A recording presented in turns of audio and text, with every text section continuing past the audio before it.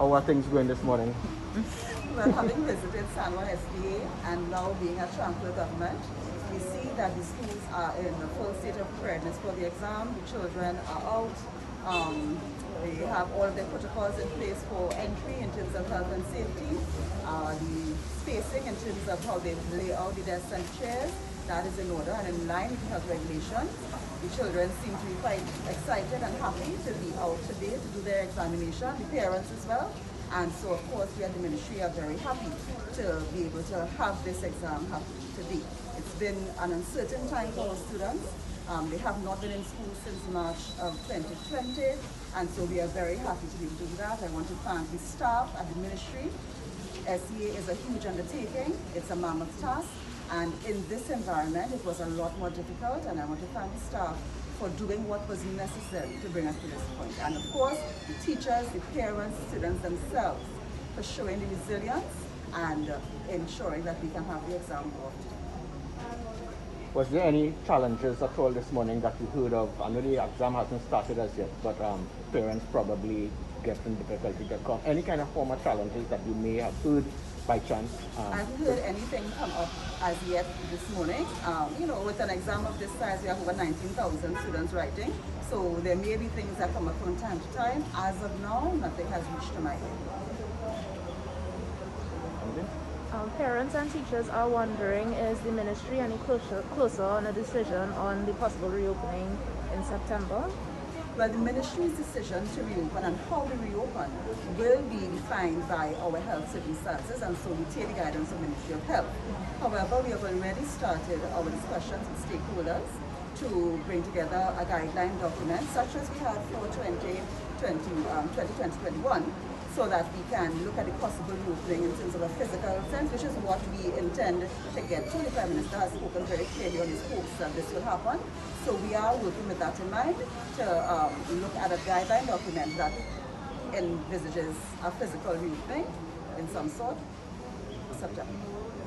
Minister, did you have a chance to get any talk on motivational talk to any of the students at all for the morning?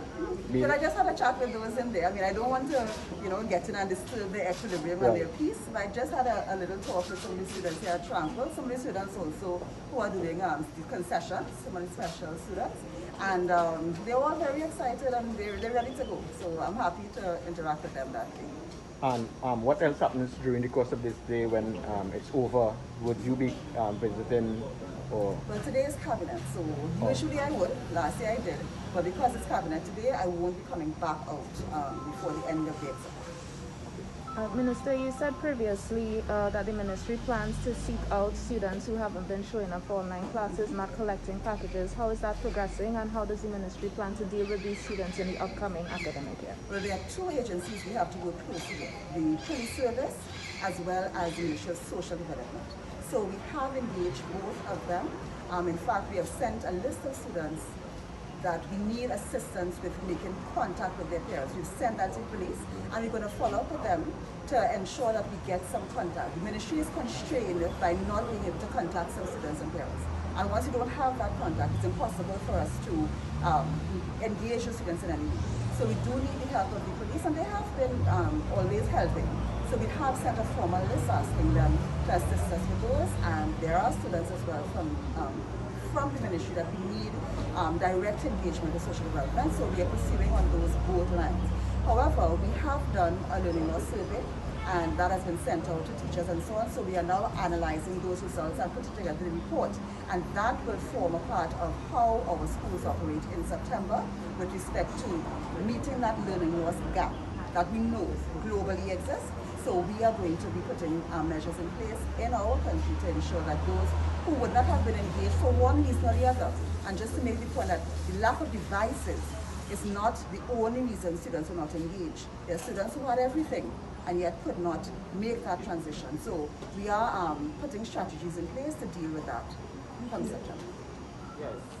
Initially, it was quite difficult when we started getting students online, because most students, because of our catchment area, we have students from low socioeconomic status. So because of that, that was a challenge. Getting the students did not have connectivity, as well as they did not have devices. So once we faced that challenge, we got stakeholders involved. The ministry also supplied the devices to students without devices. And we also had issues with connectivity. A lot of students could not afford, parents could not afford internet. So, and also the quality of internet was an issue. But once we started with a few students and we got more engaged as we went along. So we have about 75% of our students, they are connected presently, and 25% still to be connected by September. We are hoping that we have 100% connectivity of all students. Also getting teachers to buy into this new paradigm shift was a challenge, but we eventually got them by encouraging them. I also did some tutoring of Google Classroom, Zoom, and all of that, and teachers have bought into it. And also we want to say thank you to the Ministry of Education, because we had a policy document that we constructed for the reopening of school, and together with the examinations protocol, we married both of them, and today you can see the evidence of planning.